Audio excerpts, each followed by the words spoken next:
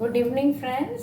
আজকে একটা চিংড়ি মাছের রেসিপি বানাতে চলেছি। বেশ মাঝারি সাইজের চিংড়ি মাছ নিয়েছি, প্রায় এখানে 500-র মতন হবে চিংড়ি মাছ। এবার এই চিংড়ি মাছে আগে আমি এটাকে ম্যারিনেট করে রাখবো নুন আর হলুদ দিয়ে।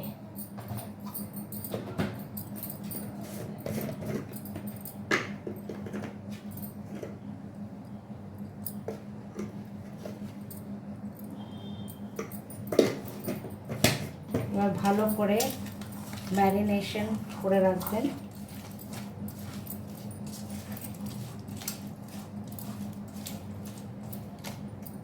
এটা ম্যারিনেট যতক্ষণে হবে ততক্ষণ অন্য প্রিপারেশনটা করে নেব। এবার একটি মশলা তৈরি করব। তার জন্য আমি নিয়ে নেব হলুদ সর্ষে,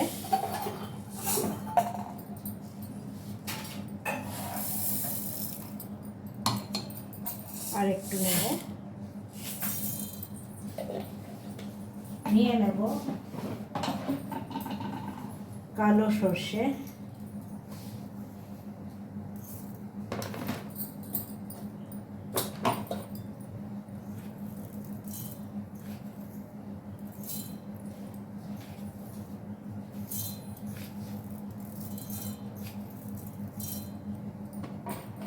এবার নিয়ে নেব কোকোনাট পাউডার। ফ্রেশ কোকোনাট থাকলে ফ্রেশ কোকোনাটও দেওয়া যায়। আমি নিয়ে নিচ্ছি কোকোনাট পাউডার।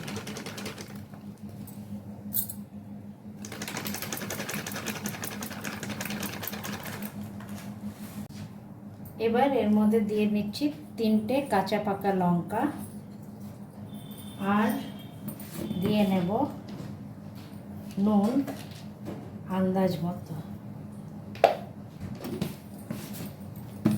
এই পুরো জিনিসটা এখন আমি পেস্ট করে নেব।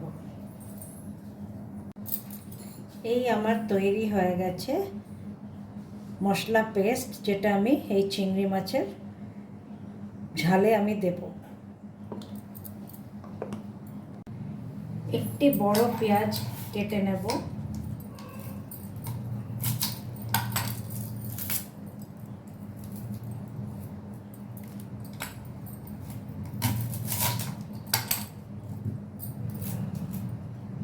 পেঁয়াজের লম্বা লম্বা টুকরো কেটে নেবেন।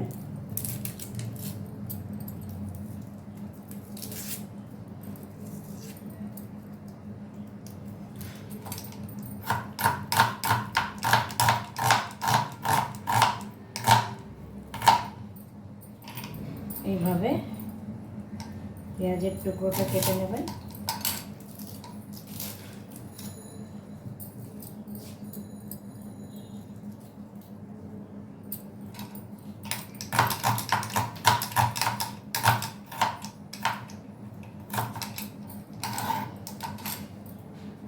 তেল গরম করে নিয়েছি, সর্ষের তেলই নিয়েছি।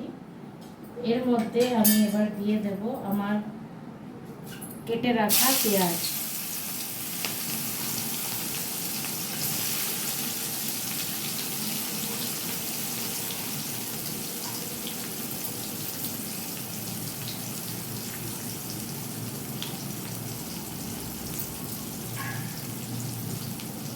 পেঁয়াজটা ভালো করে ভেজে নেব।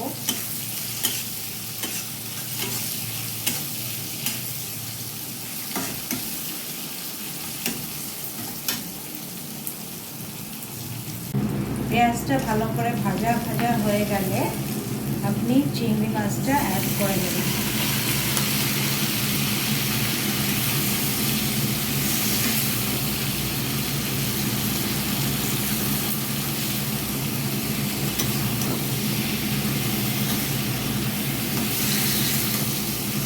আর কিছুক্ষণ এটা ফ্রাই করে নেব। আমি এর মধ্যে একটু লঙ্কার গুঁড়ো দিই।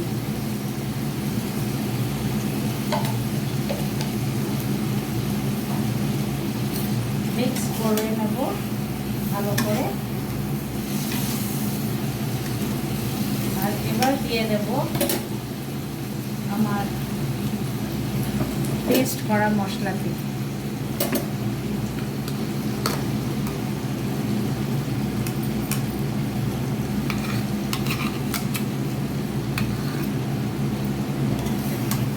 ভালো করে মিক্স করে নেবেন।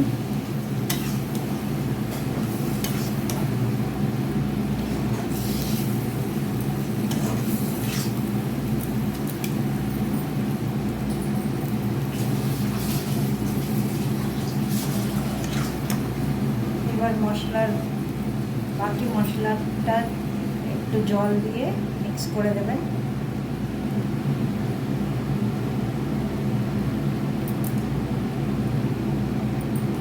আর এবার এটা কিছুক্ষণ কুক করবেন। চিংড়ি মাছটা ভালোভাবে যখন মাখা মাখা হয়ে আসবে তখন ব্যালেন্স করার জন্য একটু মিষ্টি দেবেন। আমি চিনিটা দিয়ে দিচ্ছি একটু।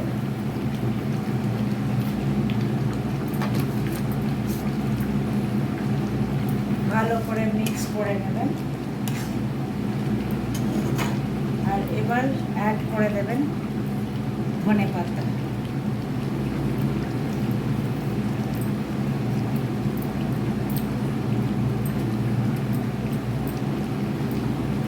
এই আমার তৈরি হয়ে গেল চিংড়ি মাছের একটি ঝাল।